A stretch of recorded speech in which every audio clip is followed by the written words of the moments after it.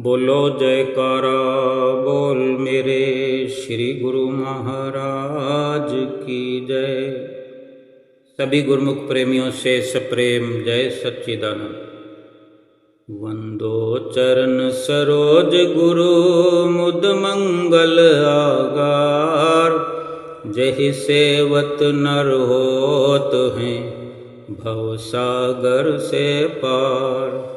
गुरु जी के सुमिरन मात्र से नासत विघन अनंत, तासे सर्वारंभ में ध्यावत हैं सब संत। जैसे कोई वस्तु, कोई भी चीज हम खोज रहे हैं, चाहे अपने घर में कुछ ढूंढते हैं, कई बार ऐसा हमारे साथ होता है कि बेशक वो वस्तु हमारी ही रखी हुई होती है, हम एक समय वो वस्तु चाहे कीमती हो बिना कीमती हो, लेकिन वक्त ज़रूरत पर उस चीज की जब हमें ज़रूरत होती है, वो चाहे 2 कौड़ी की क्यों ना हो। जैसे हम सुई की बात करते हैं, सुई की क्या कीमत है। हाथ से जो सुई को कपड़े में, भाव कहने का ये है कि सुई की ज़रूरत पड़ जाए तो सुई की जगह तो सुई काम आएगी। छोटी सी चीज़ है, छोटी सी जगह को घेरती है। हम ही ने पिछले दिनों जहाँ भी उसे रखा, लेकिन आज ढूंढ रहे हैं तो किन्हीं कारणों की वजह से नहीं मिल रही। या तो हम उसको रख कर भूल गए हैं, जहाँ हमने रखी है वहीं नहीं ढूंढ रहे हैं, कहीं दूसरी जगह ढूंढ रहे हैं, या उसको जहाँ हमने रखा है वहाँ ढूंढ रहे हैं और वहाँ से किसी ने इधर उधर कर दिया है। किसी भी कारण से हमें वो नहीं मिल रही है। अब चाहे इसके बराबरी में कोई और बड़ी चीज़ हो, तलवार की ज़रूरत हो, तलवार को भी हमने कहीं रखा हो सकता है ना मिले जब ज़रूरत हो। केवल इतना ही समझना है कि हम फिर उसको ढूंढते रहते हैं, घर में बहुत देर तक ढूंढते हैं, और जिस से पूछते हैं वो कहता मुझे तो पता नहीं, मैंने तो देखी नहीं, मैंने तो उठाई नहीं। ऐसा ही होता है ना। अब बेशक किसी ने या तो ध्यान नहीं किया, लापरवाही से या तो इधर उधर हो गई, लेकिन वो वस्तु हमें नहीं मिल रही। उसको खोजने के लिए हम जगह जगह अपने ही घर में इधर से उधर, कभी इस कमरे में जाते हैं, कभी उस कमरे में जाते हैं। 2-3 कमरे भी हों, 4 कमरे भी हों, तो एक एक कमरे में जाने कितनी बार हम चले जाते हैं। जहाँ ढूंढ कर आते हैं फिर वहाँ चले जाते हैं, फिर वहाँ चले जाते हैं, और जब नहीं मिलती तो थोड़ा अंदाज़ा लगाएं हम कि मन कितना विचलित हो जाता है, क्योंकि वो ऐसी ज़रूरत आन पड़ी है। जरूरी नहीं है कि हर वक्त सुई की ज़रूरत हो, सुई के अलावा कुछ और भी हो सकता, चाबी हो सकती है, चाबी से कुछ भी खोलना है हमने। कार की चाबी है, स्कूटर की चाबी है, या दुकान की चाबी है। ऐसी बहुत सी वस्तुएं होती हैं जिसकी बहुत ज़्यादा परेशानी खड़ी हो जाती है, मन विचलित हो जाता है, आधार रहित हो जाता है, क्योंकि उस वक़्त उसी का सहारा है। अगर दुकान पर जाना है, चाबी की ज़रूरत है, तो चाबी नहीं मिलेगी तो घर से निकलेंगे ही कैसे। 1 घंटा 2 घंटा कितनी भी देर हो जाएगी, फिर ढूंढेंगे कि कोई चाबी वाला मिले, यानी कितनी मुश्किल हो जाएगी। फिर किसी को ले कर के आएंगे, चाबी वाले को ताले तोड़ेंगे, फिर दूसरी चाबी बनाएंगे। या और कोई कार की चाबी है तो कार की चाबी, कार हमारे घर में खड़ी है लेकिन चाबी नहीं है तो वो बेकार है। स्कूटर है उसकी चाबी नहीं मिल रही है, कहीं जाना ज़रूरी है अब कैसे घर से निकल कर अगर ऑटो भी पकड़ना हो तो 5-7 मिनट 10 मिनट लग जाते हैं ऑटो वाली जगह पर पहुंचने में, यानी बात का बतंगड़ बन जाता है। ऐसे ही बिना भजन से, बिना सुमरन से, बिना सेवा से ये जीव, ये प्राणी आधार रहित है। इसी का आधार होना चाहिए, सुमरन का, भजन का, सेवा का। अगर आधार नहीं है किसी को तो फिर क्या है? फिर संतुलन बराबर नहीं रहता। आज सारी दुनिया में नज़र उठाकर देखें, क्यों सारी दुनिया में त्राही त्राही मची हुई है? क्या किसी के पास पैसों की कमी होती है तभी वो दुखी होता है? क्या किसी के पास ताकत की कमी है तभी वो दुखी होता है? बीमार शिमार हो जाने पर भी इतनी विचलितता नहीं होती, फिर भी दुनिया चलती रहती है। लेकिन एक उधेड़ बुन अपने भीतर लगी हुई है, भीतर एक जद्दोजहद है, एक कलेश अपने भीतर में सदैव बढ़ रहा है, बढ़ता चला जा रहा है। एक तूफान अपने भीतर ही भीतर हर किसी इंसान के अंदर उठ रहा है जो थमने का नाम नहीं लेता। जैसे बाहर तूफान अगर आता है, आने का संकेत भी होता है। यूँ तो मौसम विभाग में 2-4 दिन 5 दिन पहले ही बता दिया जाता है, क्योंकि तूफान कहीं से उठा है तो वहाँ से चलकर जिस तरफ वो रुख करता है उसको भांप करके ये संदेश सबको पहुंचने लगते हैं कि अब ये उस राज्य की तरफ बढ़ रहा है, अब उस राज्य की तरफ बढ़ रहा है। अगर कहीं दिशा चेंज होती है चलते चलते तो वो संदेश बदल जाता है कि अब इधर नहीं उधर का रुख कर लिया है। और कितनी मुश्किल हो जाती है जहाँ वो तूफान बवंडर तूफान वो अपना आक्रामक रूप दिखाता है, अच्छे भले घरों को उखाड़ देता है, इंसानों को इधर से उधर उठा उठा के पटक देता है, बड़े बड़े टीन टप्पर छपरे, और बड़ी अनहोनियां हो जाती है। और फिर इसके साथ जो बरसात का मेल हो जाए, यानी जब ये सब चीज़ें होती हैं तो ये कोई हमें कहने की या पूछने की या किसी को कोई प्रूफ देने की जरूरत नहीं है। आंधी और तूफान जब एक हो जाते हैं तो कितनी तबाही ला देते हैं,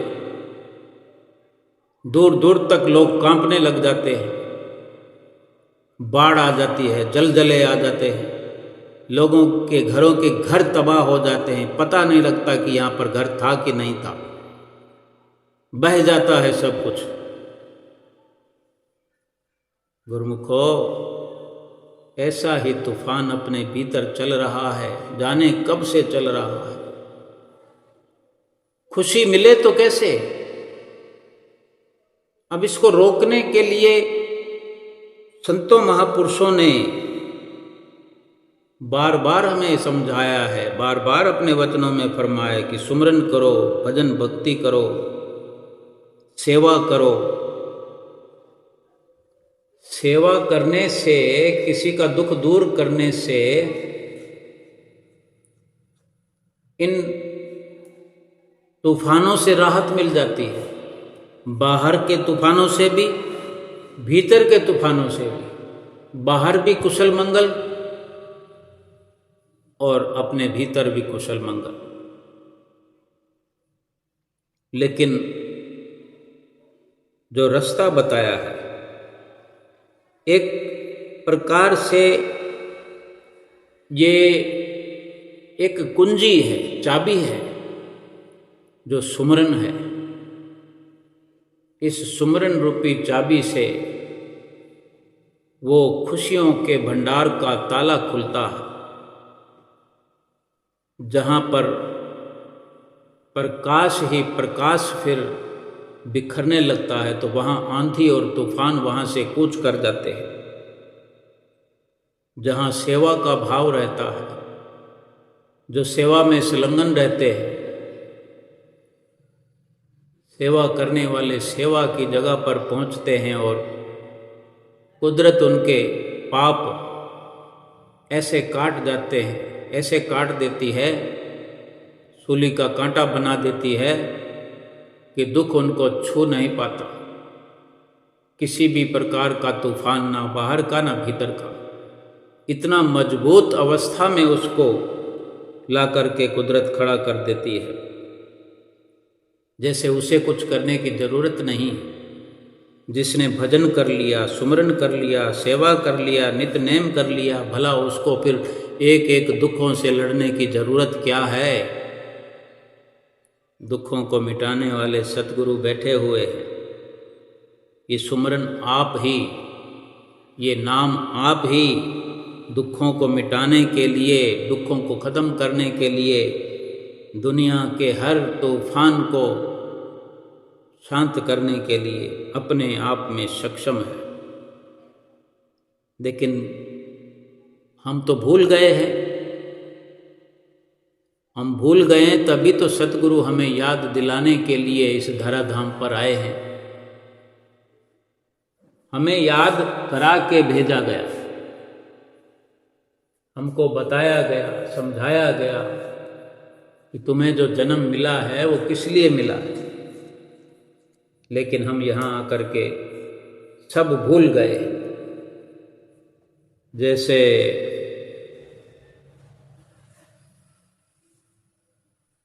हिरण होता है, मृग,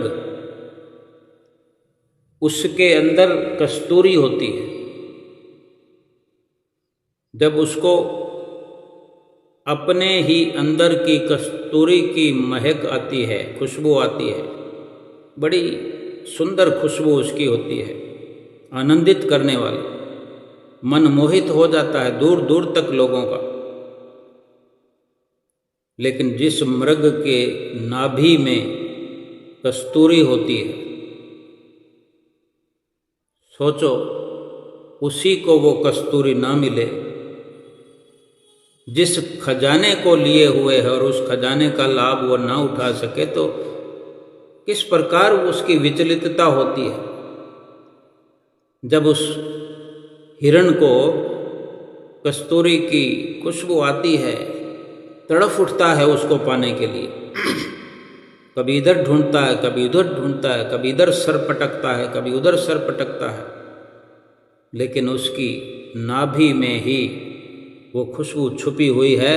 लेकिन अब उसको बताए तो कौन बताए, कौन उसे समझाए कि तेरी नाभि में खुशबू है, या कौन उसको पकड़ करके उस खुशबू का एहसास कराए। ऐसे ही नाभि में उठ जागरी मेरी सुरत सुहागन, यानी हमारी सुरत जो है नाभि से उठकर शब्द के साथ मिल जाती है तो एक रूप बन जाती है। हमें सुमरन के लिए हमें समझाते हैं कि ये श्वासों की सुमरन की जो शुरुआत हमें करनी है, वो नाभि से श्वास चल करके मस्तक पर पहुंचता है 10वें द्वार तक। शब्द और सुरत श्वासों के साथ ये संगम बन करके ऊपर उड़ता है, ऊपर चलता है। जब नाभि से ये शब्द और सुरत मिल करके चलते हैं, एक रूप होकर चलते हैं, जैसे कि एक बूंद अगर सागर में मिल जाए तो वो सागर रूप बन जाती है। ऐसे ही आत्मा भी परमात्मा में मिल जाती है, परमात्मा का रूप बन जाती है। भजन सुमरन के लिए बार बार हमें संत महापुरुष फरमाते हैं, लेकिन हम यकीन ही नहीं कर पाते। कितने प्रकार के बहाने बनाते हैं सुमरन ना करने के लिए, सुमरन से पीछा छुड़ाने के लिए। सुमरन वो खुशबू है जो हमारे अंदर ही सब कुछ पड़ा हुआ है, अंदर ही धरा हुआ है, अंदर ही खजाना है। नाम भी अंदर है, नाम की खुशबू भी हमें आती है। कई बार हमारे विचार दिन में भजन भक्ति के उमड़ते, लेकिन परवान नहीं चढ़ते। महापुरुष बार बार फरमाते हैं कि भजन में, सुमरन में मन ना भी लगे तो उठकर बैठ जाओ, प्रार्थना करने लगो, कोशिश करने लगो, सतगुरु को याद करते हुए फरियाद करने लगो। मन नहीं लगता तो ये मन में विचार करो, अपने अंदर ये विचार पुख्ता करो कि क्या मैं वास्तव में इतना बदनसीब हूँ जो मैं सुमरन पर नहीं बैठ सकता। सुमरन की मुद्रा में बैठ जाओ, आलती पालती मारकर बैठ जाओ, टांगों को लंबा करके बैठ जाओ, अपनी सुविधा अनुसार बैठ जाओ, लेकिन सुमरन का ही विचार अपने अंदर रखो, सुमरन का ही विचार करते रहो। सुमरन के लिए भगवान से, सतगुरु से, प्रभु से प्रार्थना करो। और मन भले इधर उधर भागता रहे, अपना वो कार्य करता रहे भटकाने वाला, मन को बांध तो नहीं सकते, क्योंकि मन जब तक सुमरन में लगेगा नहीं, मन को सुमरन में जब तक रस नहीं आएगा तो मन यूं ही भटकता रहेगा। और मन लगेगा तब जब तन को बिठाने में हम कामयाब हो जाएंगे। अगर तन को, शरीर करके अगर हम बैठ जाएंगे, पूरा समय तक हर हाल में बैठे रहेंगे, समय पूरा करेंगे, सतगुरु को याद करेंगे, सत्संग की वो सारी बातें याद करेंगे, बार बार प्रयास करेंगे, कभी आंखें खोलेंगे, कभी बंद करेंगे, कभी आंखें खोल करके सतगुरु का ध्यान करेंगे, फिर बंद करके ध्यान करेंगे, देखेंगे कि सतगुरु हमें बंद आंखों में नजर आते हैं कि नहीं। भजन सुमरन करने में और क्या है, कोई तूफान थोड़ी खड़ा करना है, कोई पहाड़ को थोड़ी सिर पे उठाना है। बहुत आसान है, आसान से भी आसान है, मुश्किल तो हमने बना दिया है। मन भागता है तो भागे, मन जाता है तो जान दे, दृढ़ कर राख शरीर। मन को एकाग्र कर लो, मन को अगर नहीं रोक सकते तो शरीर को एकाग्र करके बिठाओ। शरीर को अगर पूरा ड्यूटी देने के लिए हम तैयार कर लेंगे, अभ्यास में इसको लगाए रखेंगे, तो मन शरीर को छोड़कर कब तक भागेगा। बीच बीच में भी आता रहता है, ऐसी बात नहीं है। जो 2 घंटे बैठते हैं, 1 घंटा बैठते हैं, आधा घंटा बैठते हैं, मन को अगर देखें तो बार बार भाग के जाता है। कहीं के कोई खट खट की आवाज़ आए तो मन तुरंत वहाँ चला जाता है। कोई घर में कोई दूसरा सदस्य अगर फ़ोन की घंटी पर, वो फ़ोन पर किसी से बात करता है तो मन उस सिमरन वाले के कानों को उधर लगा देता है, दिल दिमाग को उधर लगा देता है।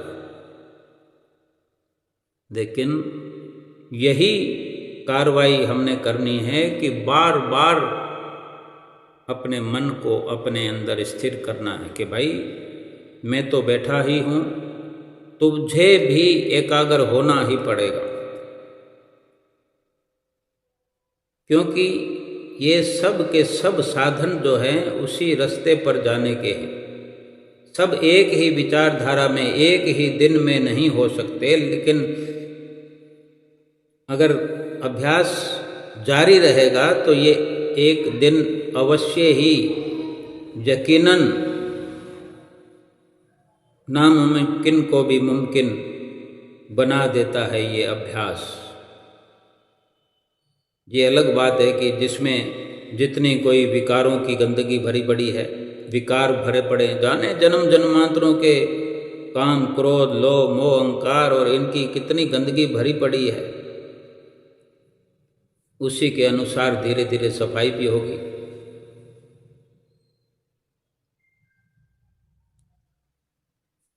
वास्तव में धीरे धीरे सफाई जो होती है, तो वो अभ्यास जारी रहे। हर एक पल ऐसे व्यतीत करो कि ये मनुष्य जन्म मुझे क्यों मिला, मैं मनुष्य जन्म में क्यों आया। संसार के कामों को कैसे करते हैं, दिल से, लगन से। अगर टांग में दर्द हो, घुटने में दर्द हो, तो लंगड़ा लंगड़ा कर चलते हैं और घर के सारे काम करते हैं। अगर दुकानदारी करने वाले को, बिजनेस करने वाले को, नौकरी पर जाने वाले को अगर चाहे हाथ में दर्द हो, टांग में दर्द हो, सिर में दर्द हो रहा हो, तो पूरी मुमकिन कोशिश करते हैं कि अगर दिहाड़ी हमारी जा रही है, तनख्वाह कट जाएगी या सैलरी आज की कट जाएगी, तो पूरी कोशिश करेंगे किसी भी प्रकार से साम दाम दंड भेद अपना करके उस दिहाड़ी को जाने नहीं देते कि एक बार वहाँ पहुँच जाऊँ, हाथाजोड़ी कर लूँगा, काम नहीं होगा तो, लेकिन कुर्सी पर बैठा रहूँगा, कुछ करूँगा, कुछ इधर की कुछ उधर की, ऐसे करके 8 घंटे पूरे कराऊँगा। और सुमरन की बात पे तो फट से कह देते मेरा सिर दर्द हो रहा है, मेरे टांग में दर्द हो रहा है, मैं आलती पालती मार के नहीं बैठ सकता, मैं नहीं बैठ सकती। कभी हम कह देते हमारे घर मेहमान आए हुए हैं, कभी कहते हैं बहुत ज़रूरी काम हो गया। लेकिन हम किस को क्या क्या सुना रहे हैं, ये सुमरन किस लिए कर रहे हैं, आगे जवाब देना है। ये श्वास जो हम खर्च करते जा रहे हैं, आगे जाकर जब जवाब देना पड़ेगा कि श्वासों को कहाँ खर्च किया, फिर किस से फ़ोन पर बात कर रहे थे, किसके लिए खाना बना रहे थे, या किसके लिए कमाने के लिए गए थे, या किसके लिए क्या कर रहे थे, वो कोई आएगा? कोई भी हमारी इमदाद करने के लिए नहीं आएगा, क्योंकि वो खुद कहाँ फंसा पड़ा होगा हमें वो भी पता नहीं। जो आज हमारे साथ हैं वो कल कहाँ थे, क्या हमें पता है? पिछले जन्म में कहाँ थे? हमें हमारा खुद का पता नहीं है। और आज इस दुनिया से जब ये शरीर हम छोड़ देंगे, तो इसके बाद में कौन कहाँ मिलेगा हमको, किस रोल में मिलेगा, क्या कोई पता है हमें? फिर किसके लिए, इसके लिए भजन सुमरन करने की टाल मटोल करते हुए बहाना बनाते हैं। धन पदार्थ को मुख्य समझते। अगर दुकान पर जाना हो, बिजनेस पर जाना हो, नौकरी पर जाना हो, तो बरसात में भी निकल जाते हैं। सत्संग पे जाना हो तो सत्संग चाहे 10 लोग हों तो भी सत्संग हो जाएगा, 500 हो जाएंगे, 500 लोग होंगे तो भी सत्संग हो जाएगा। सत्संग जो करे उसके लिए। और जिसको बरसात आ गई, जिसको आंधी आ गई, तूफान आ गया, जिसको सत्संग में, सेवा में, सुमरन में पहुंचना है, बैठना है, उसके लिए रिद्धियाँ सिद्धियाँ उसकी मदद करती है। अगर कोई डिस्टर्ब करने वाला आ जाए तो कुदरत की जिम्मेवारी है कि सुमरन करने वाले को बचाती है। ये विधि का विधान है। सुमरन करने वाले को, सेवा करने वाले को लाख लाख अवसर कुदरत प्रदान करती है।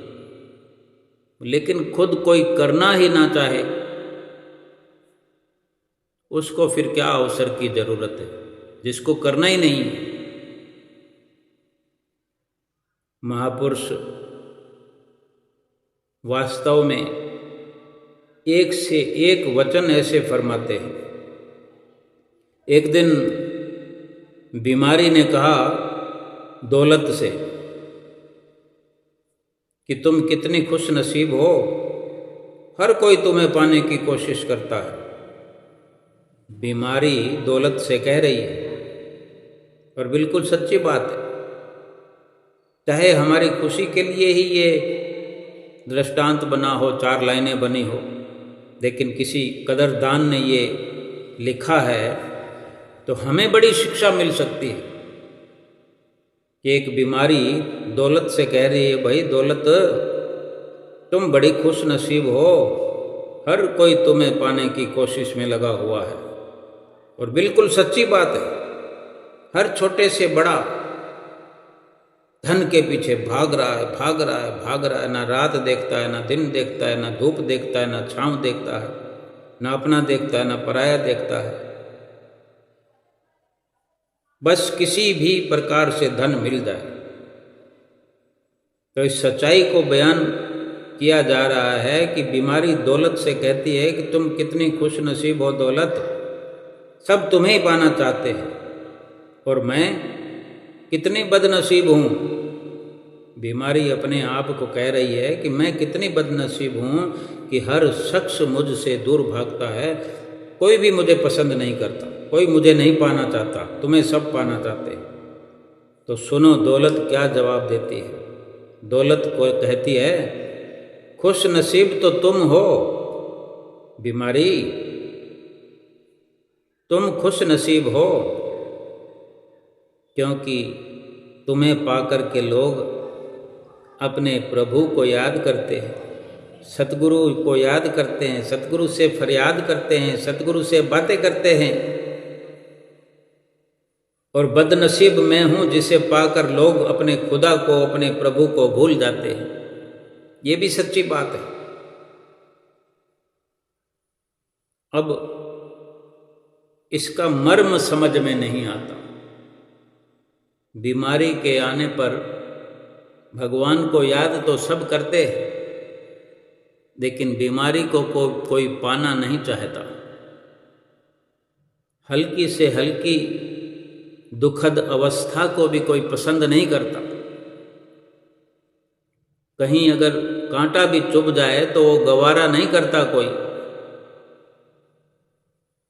इशारा तो ये सारे दुख जितने भी आते हैं दुनिया में रहते हुए, सारे दुख कोई कर्मों के दुख हैं ये जरूरी नहीं है, सारे कोई प्रारब्ध भोग नहीं है।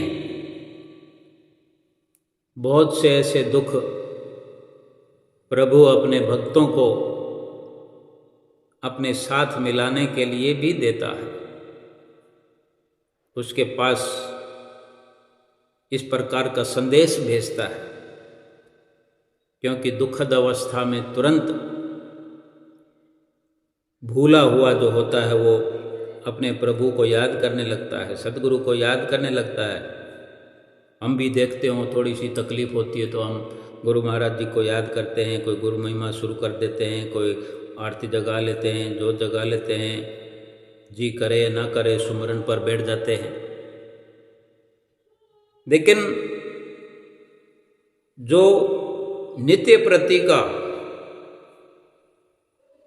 सुमरन, सेवा, भजन, बंदगी, नित्य नेम जो नित्य प्रति के हैं, तो फिर उसमें लगा रहे इंसान, तो फिर ये घड़ी क्यों आए।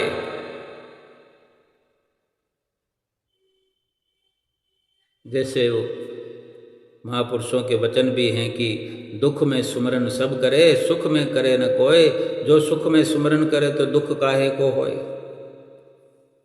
अगर ये बात समझ में आ जाए तो फिर दुख क्यों हो।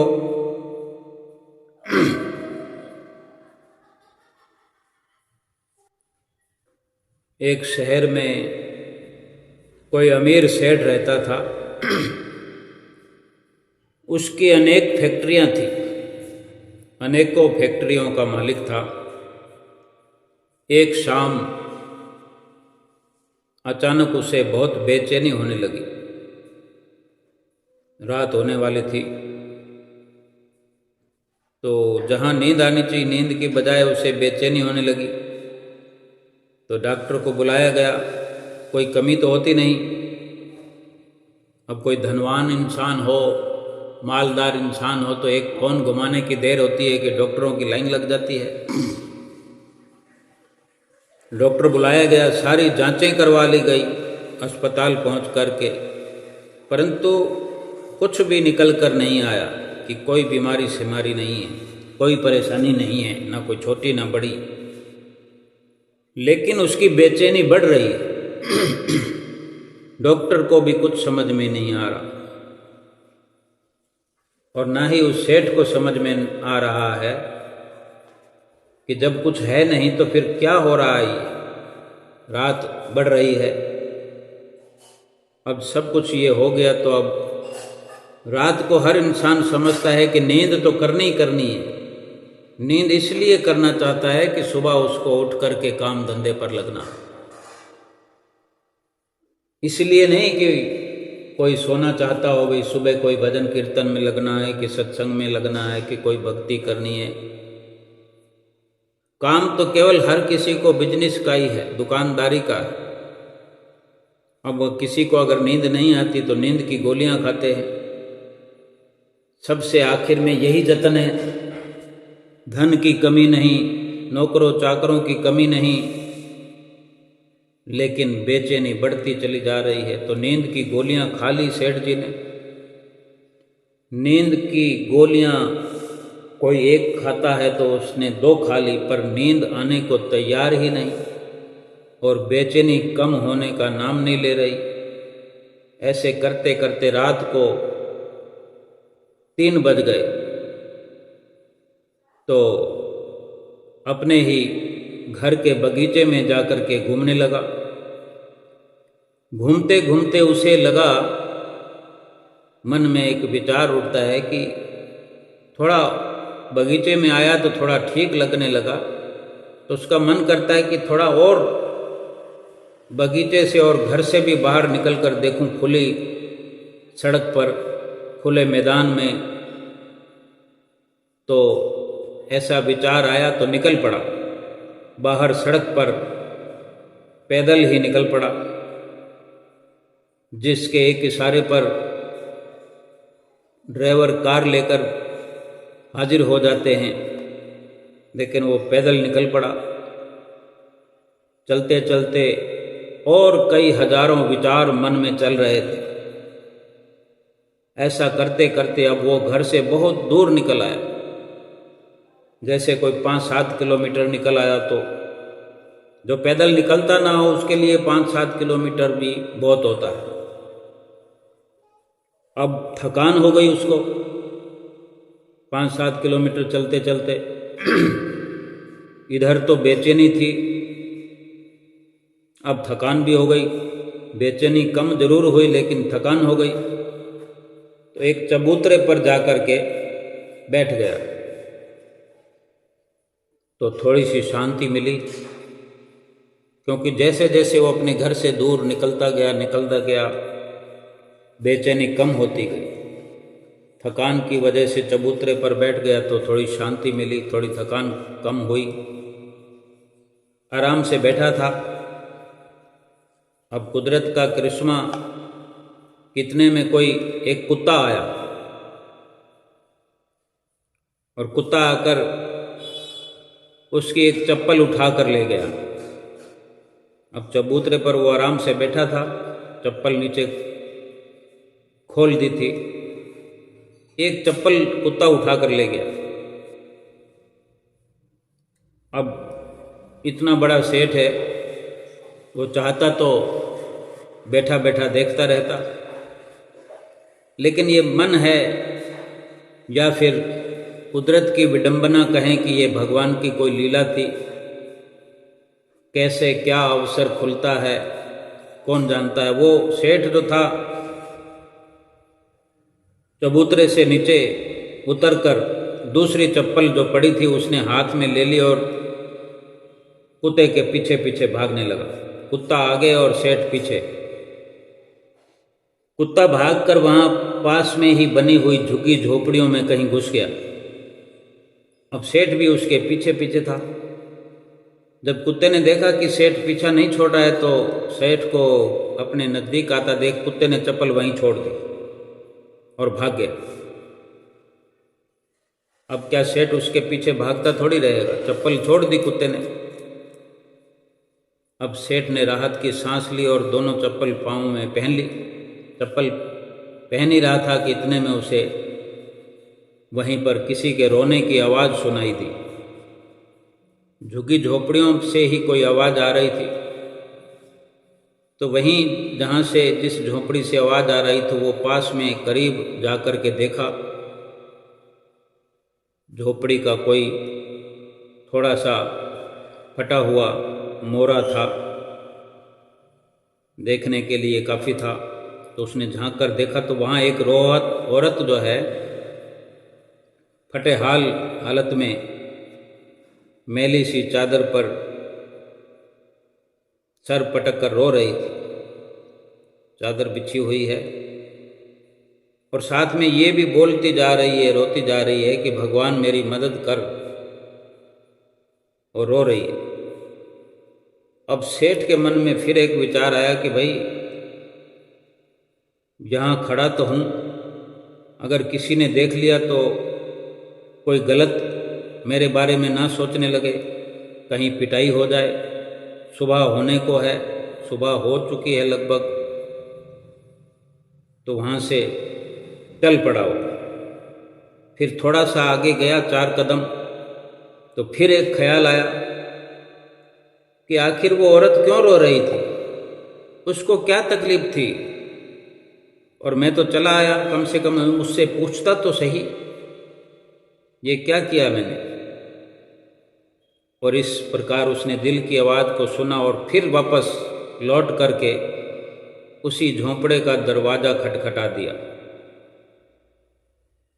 उस औरत ने दरवाज़ा खोला और सेठ को इस प्रकार देखकर, सुबह सवेरे अमृत वेला था, अभी रात पूरी समाप्त नहीं हुई थी, सेठ को देखकर घबरा गई। सेठ ने हाथ जोड़कर कहा, तुम घबराओ मत, मुझे तो बस इतना जानना है कि तुम रो क्यों रही हो इस वक्त, अमृत वेला है। तो औरत की आंखों से फिर आंसू टपकने लगे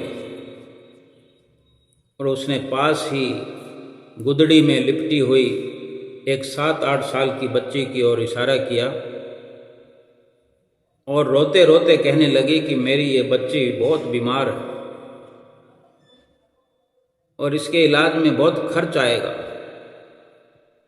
और मैं तो घर घर जाकर झाड़ू पोछा करके जैसे तैसे परिवार का पेट पालती हूँ, मैं कैसे इलाज कराऊँ इसका। तो सेठ कहता है, तो भाई किसी से मांग लो। तो वो औरत बोली, मैंने सबसे मांग कर देख लिया है, खर्चा इतना है कि मेरा पूरा हो नहीं सकता। भाई कोई 150 की बात हो, 200-400 की बात हो तो शायद बात बन जाए, लेकिन खर्चा इतना है कि कोई देने को तैयार नहीं। तो सेठ कहता है कि रात को इस प्रकार रोने से क्या मिल जाएगा बीमारी का पैसा तुम्हें। तब औरत कहती है कि कल रात को कोई महापुरुष यहाँ से गुजरे थे, कोई संत जी यहाँ से गुजरे थे, तो मैंने उनको अपनी समस्या बताई जो मैं इतने दिनों से बता रही हूँ सबको। तो कोई मेरी मदद तो नहीं करता, लेकिन वो संत गुजरे तो उनसे भी मैंने अपनी समस्या बताई। तो उन्होंने कहा, बेटा तुम ना सुबह 4 बजे उठकर अपने ईश्वर से मांग करना, बोरी बिछाकर चादर बिछाकर बैठ जाओ और रो करके गिड़गिड़ा के उससे मदद मांगो। वो ईश्वर सबकी सुनता है, तुम्हारी भी सुनेगा। अब मेरे पास इसके अलावा और कोई चारा नहीं था, इसलिए मैं उससे मांग रही थी और रो रही थी। और इतना कहकर वो और भी पहले से जोर जोर से रोने लगी। ये सब सुनकर उस सेठ का दिल पिघल गया और उसने तुरंत फ़ोन किया और एम्बुलेंस को बुलवाया। सेठ के लिए क्या मुश्किल थी, उस लड़की को एम्बुलेंस में डालकर अस्पताल ले गए और उसका चेकअप हुआ। डॉक्टर ने कहा 1.5 लाख का खर्चा है। तो सेठ जी ने कहा, कोई चिंता करने की ज़रूरत नहीं है, ये खर्चा मैं उठाऊंगा। और खर्चा उठा लिया। इलाज करा दिया, लड़की भली चंगी हो गई। और फिर यहीं पर नहीं रुका ये सिलसिला, उस औरत को अपने यहाँ नौकरी देकर अपनी फैक्ट्री में और अपने बंगले के सर्वेंट क्वार्टर में जगह दे दी और उस लड़की की पढ़ाई का जिम्मा भी ले लिया। सेठ भगवान को मानने वाला था, लेकिन अपने नज़रिए से, अपने मन मर्जी से, अपने ढंग से, पूरा आस्तिक नहीं था। कर्म प्रधान तो था, कर्म में विश्वास रखता था, लेकिन आस्तिक नहीं था, नास्तिक था। भाई कोई नित्य नेम हो या कोई नाम लिया हो या रोज मंदिर द्वारे जाता हो, पूजा पाठ करता हो, ऐसा नहीं था। लेकिन जैसा भी था, इतना सब करने के बाद अब उसके मन में सैकड़ों विचार चल रहे हैं। उसको ये भी विचार आया कि मुझे जो बेचैनी थी, उस बेचैनी के कारण मैं कहाँ से कहाँ आ गया हूँ। लेकिन जब उसने अपने ही इस कहानी का वो पन्ना पढ़ा कि मेरी बेचैनी कब मुझसे दूर चली गई, तो उसको यही समझ में आया कि जब मैंने उस औरत के आंसू पूछने का प्रयास किया, उसका दुख पूछा और उसके दुख का जिम्मा उठाया, उसी वक़्त से उसकी बेचैनी खत्म हो गई और आगे से आगे बढ़ता रहा और सेवा के अंदर इतना प्रवीण हो गया कि उन माँ बेटी को अपने घर तक लेके आ गया। और उस वक़्त जाने कितनी खुशी उसे हुई, वो महसूस कर रहा था। उसकी बेचैनी तो उसी वक़्त ख़त्म हो गई जब एम्बुलेंस को बुलाया, जब उसका पहला ये कदम उठा सेवा के लिए। अब वो ये सोच रहा था कि आखिर कौन सी ताकत है जो मुझे यहाँ तक खींच करके लाई। क्या यही ईश्वर है? क्या यही भगवान है जो चाहे कर सकता है? और अगर ये ईश्वर है, मुझे कहाँ से उठाकर कहाँ ला सकता है? ये सेवा का अवसर देकर मेरी बेचैनी खत्म कर सकता है, तो फिर सारा संसार आपस में क्यों लड़ रहा है? क्यों एक दूसरे से उलझे हुए हैं? क्या घर में, क्या बाहर, क्या गली में एक पड़ोसी पड़ोसी से उलझ रहा है? घर में जितने लोग हैं सब एक दूसरे से लड़ रहे हैं आपस में। कितना ईर्ष्या, द्वेष। ये सोचते सोचते ये भी उसको विचार आया कि मैंने तो उस औरत की जात भी नहीं पूछी, वो कौन है, वो मेरी कुछ लगती नहीं। ईश्वर भी कभी जात नहीं देखता, कुछ पूछता नहीं। बस ईश्वर ने तो उस औरत का दर्द देखा और मुझे इतना घुमा फिरा कर उसके द्वार तक पहुंचा दिया। भाव सिर्फ इतना है कि वो सेठ अच्छी तरह से समझ चुका था कि बेशक मैं कर्म पर विश्वास करता हूँ, लेकिन आज जो सेवा का अवसर मिला है, इस सेवा से मेरी बेचैनी तो दूर हुई हुई, मेरा दिल खुशहाल हो गया, मेरी आत्मा माला माल हो गई। मिला तो कुछ भी नहीं उसे, सेवा करने से, सेवा के भाव से कितना सुकून उसे मिल गया। हमें भी रात और दिन जो 5 नियमों की प्रेरणा सतगुरु से मिलती है, उन्हीं 5 नियमों में एक नियम है सेवा का। आज सेवा के माध्यम से ही, सेवा के दम पर ही श्री आनंदपुर दरबार इतना मजबूती में अडिग खड़ा हुआ है। लाखों और करोड़ों गुरमुख प्रेमियों के लिए सुखों का भंडार खोल दिया है। लाखों करोड़ों गुरमुख प्रेमियों के जीवन में बहारें लेकर के रोज प्रस्तुत रहता है। चाहे कोई घर में बैठा हो, हमारे महापुरुषों ने, संतों ने, महात्माओं ने, गुरमुखों ने, प्रेमियों ने सेवा करके एक मिसाल हमारे लिए बनाई है। हमारे लिए इस रहती दुनिया तक ये खुशियों का, सुखों का, भक्ति का, परमार्थ का ये केंद्र बनाया है। तो क्या हम अपने लिए थोड़ा भी इसमें से लाभ प्राप्त नहीं कर सकते? अवसर हमको मिल गया है। जरूरी नहीं कि कोई हमें बीमार मिले तभी उसकी सेवा करनी है और अपने को सुकून प्रदान करना है। ये जो अवसर सतगुरु ने हमें दिया है, श्री आरती, पूजा, सेवा, सत्संग, दर्शन, सुमरन, ध्यान और 2 घंटे भजन अभ्यास, ये आत्मा की खुशी के लिए है। ये आत्मा को परमात्मा से मिलाने के लिए है। इस संसार में भी खुशियों भरा जीवन व्यतीत कर सकते हैं हम। जरूरी नहीं कि कोई धन की सेवा करना सेवा होती है।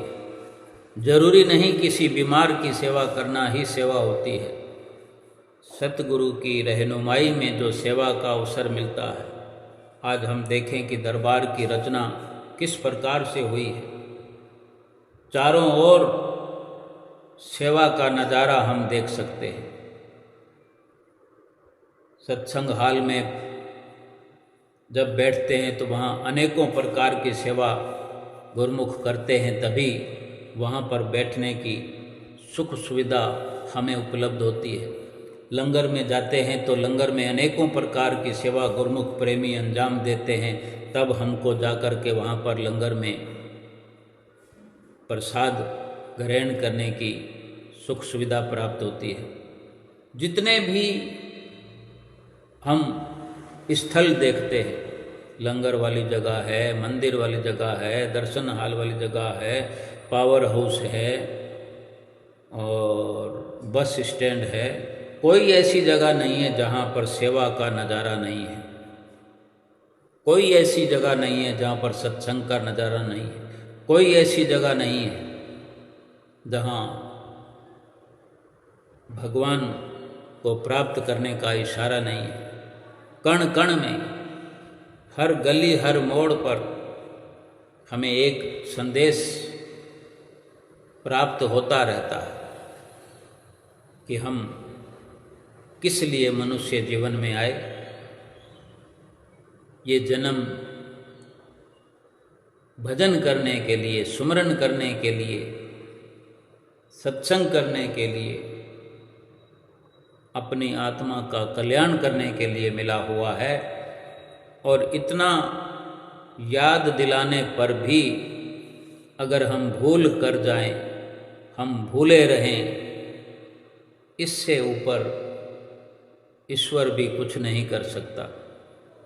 हम भाग्यशाली हैं कि हमें ऐसा ऊंचा आलीशान त्रिलोकी में सबसे न्यारा दरबार मिला है। जितना हो सके पांचों नियमों की पालना करते हुए, 2 घंटे भजन अभ्यास करते हुए अगर हमारा जीवन सफल हो जाए तो और क्या चाहिए।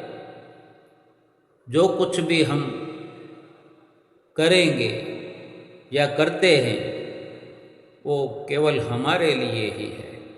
अगर हम संसार की कार्रवाई में लगे रहकर ही श्वासों को खर्च कर देंगे तो भी वो हमारे लिए है, और संसार के साथ साथ अगर परमार्थ कार्य करके, भजन बंदगी करके, आत्मिक कमाई करके अगर श्वास खर्च करें तो वो भी हमारे ही अपने लिए है।